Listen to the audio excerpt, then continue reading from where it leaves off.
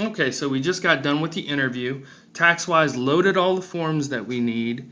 The forms that you need to pay attention to are the forms marked in red, meaning there's missing required information that has yet to be completed.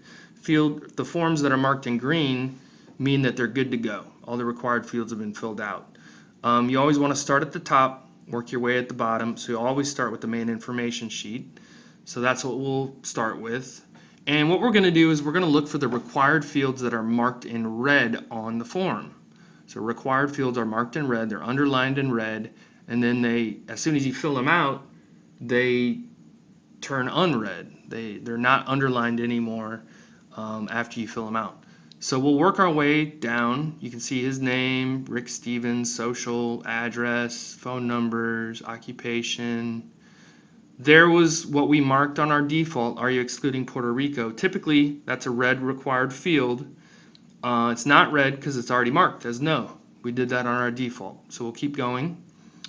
Single, exemptions, dependents. If they had dependents, we would have filled them out on the interview. They'd all be listed here. So we'll just keep going. Really easy way to add additional dependents if they have more than 5 kids. You click this little arrow and it'll give you instructions on how to do that. I'll show you that feature, the arrow feature, here in a minute. But let's just keep going. So I keep scrolling, everything's looking good. I don't see any red required fields yet. So that's a good thing. So we'll show you that here in a second. However, the one thing you are going to want to do is when you come to this bank information, those of you who are using free bank products, the Gannon Advantage free program with the free bank products whereby Santa Barbara doesn't charge you anything, you're going to want to make sure e-file only is selected, and you're going to want to select fee collect as yes. That is very, very important. This allows you to have your tax preparation fee deducted from the refund. You will not select a bank. You will be enrolled with Santa Barbara. Everything processes through Santa Barbara. The direct deposits, the prepaid Visa cards, the prepaid Visa debit cards, and the checks all processed through Santa Barbara, but you do not select a bank up top. You'll get an error. For whatever reason, you can't select fee collect and then also select the bank here. It just doesn't like that because I am the one who is paying on your behalf for the Santa Barbara fees. Through this special program, you mark fee collect as yes, and you'll get all your bank products absolutely free, except for my $44 service bureau fee, which we're going to talk about here in a minute. I'm going to show you that. As soon as I marked fee collect as yes, I want to show you something. Notice over here, as soon as I mark it as yes, these FCPS use, disclosure, and authorization forms load. Previously, those weren't on the screen until I marked that as yes. And if I uncheck it, you can see that they're not red anymore, and they're saying, oh, never mind. As soon as I mark it yes, boom, hey, they're red, look at me, look at me. So if I click one of them, let's click on the authorization form. Here are your options. Here's what I was talking about with regard to the red icon. You can see that's marked red, and then you would select direct deposit, diamond card, or paper check. So you got those 3 options through Santa Barbara to process the refund and to get your prep fees, which we're going to talk more about that in a minute. And you can see here's the line right here for your tax preparation fees. So currently this is what we're making through fee collect right there on that line. So we'll talk about that in a second. We're going to come to that, and we're going to talk about that in more detail. Let's go back to the main information sheet. For those of you who are not using the free Santa Barbara program whereby you get free bank products, you're just using the regular old program for whatever reason. Maybe you were a client last year and you never switched over to the new program, whatever reason. Maybe you're on a different bank, for example, River City, because for whatever reason you like River City. You would uncheck, you wouldn't select fee collect, and you would select bank products, and then you would select River City, and you can see the bank stuff loads there, and you would just do the traditional bank product.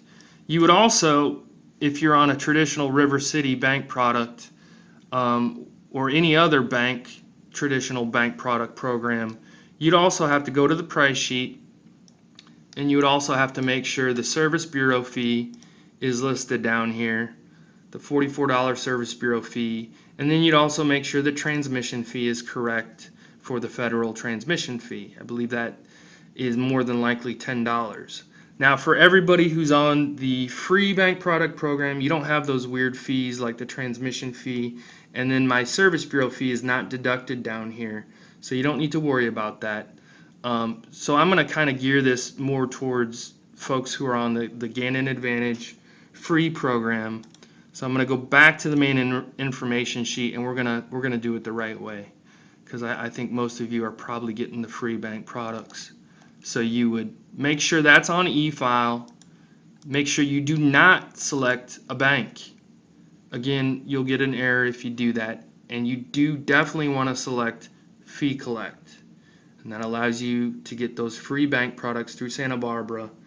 And we'll talk more about that on the authorization sheet, the 3 different options that you have, and how the service bureau fee is deducted here in a minute. So we'll keep going. Bank account information.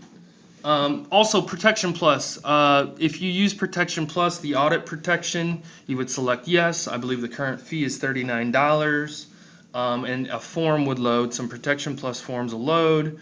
They'll automatically add their fee, deducted from the return. If you want to use it, select yes. Otherwise, you can just either select no or leave it blank.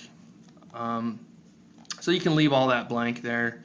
Just make sure you select fee collect as yes, so that you can deduct your preparation fee from the refund. And so bank account, that's if we're doing direct deposit. We'll come back to that. When we mark direct deposit on the bank sheet, this will turn red, and then it'll be required. So I'm going to keep scrolling down. We really haven't seen any red fields on the main information sheet yet. So, none of these other fields have been required, just the fee collect. We want to mark that as yes.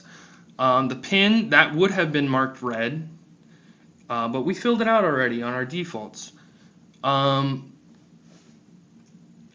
keep going here. There's nothing here you're going to need to fill out. Just make sure your PIN, your 5-digit PIN is entered. Make sure that's checked, and make sure that radio button is also checked. So if you didn't fill out your defaults with these 3 items, make sure you enter that PIN. That's your ERO PIN for submitting tax returns. It can be any number. You pick it, 5 digits, and then check mark the checkbox, and then check mark the first radio button saying, hey, I'm filing the tax return. Scroll down. Here's a red field. Finally, our first red field. That is the taxpayer PIN.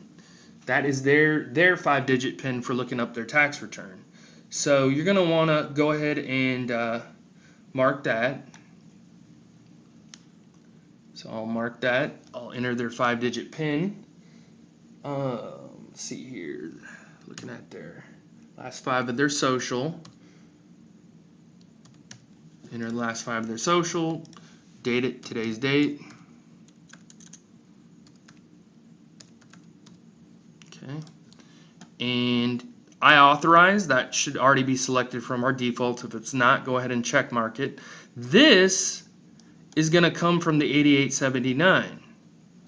Now, if we didn't know that, we already had that entered on the 8879, but I want to show you something. Typically, that's marked as red, and it won't let you enter something. If you ever get an error message saying, hey, this is a calculated entry, what you can do, come on,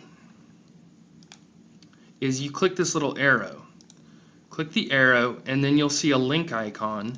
You can click the link icon, link to a form it says, and if I click existing, it shows me that this field is linked from the 8879. So I can click it, and it takes me right to the 8879. It's saying, hey, there's Bobby Taxes. That's where it's coming from right there. If I go back to the main information sheet, back down to where we were, the other thing I want to show you is this arrow appears on every field. The other thing that is going to appear on most of these fields is this little help icon. If I click help, it tells me about that field. The TaxWise calculates the date from the date field. It's context sensitive, so it knows where you're at, and it can provide field-specific help. TaxWise calculates the firm name from Form 8879. You must enter your EFIN and ERO information on Form 8879, even though if you're using PINs for all eligible returns. So it tells us about that field. So if you're ever in a jam and you're like, what the heck am I supposed to do on this field? How do I add dependents, for example? How do I, what's the business code? What's business code? What does it want there? Click the little arrow. When in doubt, click the arrow. And we'll scroll down. Third-party designee, you're going to want to mark that as yes. We already did that in our default. Yes, we put their name and their telephone number and their our PIN number. And then prepare information, you would have your preparers enter this if desired. So you can see now the main information is now green. And so we're going to move on to the next set of forms.